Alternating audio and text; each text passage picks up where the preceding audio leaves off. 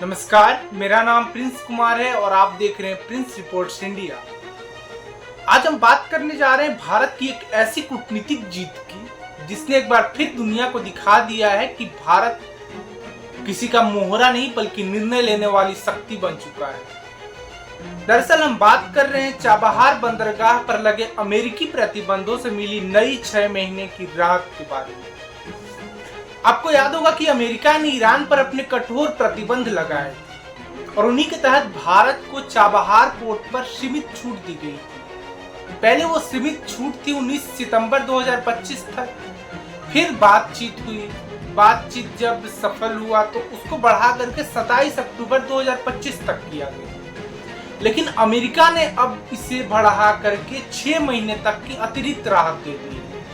इसका मतलब साफ है कि भारत अब चाबहार बंदरगाह पर बिना किसी अमेरिकी डर या रोक टोक के अपना काम जारी रख सकता है। ये पोर्ट भारत के लिए बहुत ही इंपॉर्टेंट है।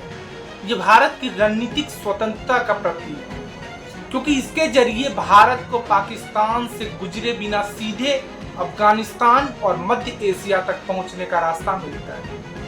यानी यह पोर्ट भारत के लिए एक ट्रांजिट गेटवे की तरह है, जो व्यापार के साथ साथ भू राजनीतिक संतुलन को भी मजबूत करता है। भारत ने इस पूरे प्रोजेक्ट को 10 साल के लिए लीज पर ले रखा है। यह इंडिया पोर्टल्स ग्लोबल लिमिटेड काम देखती है इसको, जो न केवल पोर्ट का संचालन करती है बल्कि माल ढुलाई और इंफ्रास्ट्रक्चर में भी बड़ा निवेश कर रही है वहां। इससे भारत का सामान अब सीधे अफगानिस्तान, रूस और मध्य एशियाई देशों तक पहुंच रहा है, बिना पाकिस्तान की जमीन को छुए हुए। अब जरा सोचिए, अमेरिका और ईरान के बीच लगातार तनाव चल रहा है।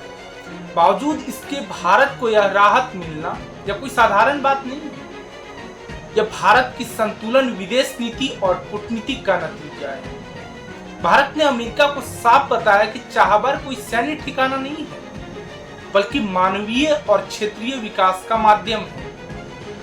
और कल अमेरिका को भी ये बात मानना पड़ा।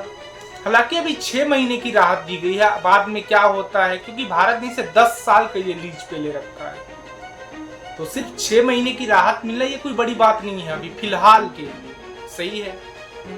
लेकिन लॉन्ग टर्म में अगर फ्यूचर देखें, अप्रैल में खत्म होने वाला है, तो उसके बाद से सोचना पड़ेगा। ये पोर्ट सिर्फ ईरान या अफगानिस्तान तक सीमित नहीं रहेगा। बहुत जल्दी यहाँ से जुड़ने जा रहा है international north south transport corridor, जो रूस, अजरबैजान और ईरान को जोड़ने वाला एक विशाल व्यापारिक नेटवर्क है। सोचिए जरा, ये जब नेटवर्क पूरी तरह से सक्रिय होगा तो भारत की पकड़ पूरे यूरोप एशिया रूट पर मजबूत हो जाएगी। अमेरिका का यह निर्णय सिर्फ छूट नहीं है, यह भारत के बढ़ते कूटनीतिक प्रभाव की पहचान है। आज भारत वही करता है जो उसके राष्ट्रीय हित में सही है। आपकी इस वीडियो के बारे में क्या राय है, कमेंट में जरूर बताइएगा।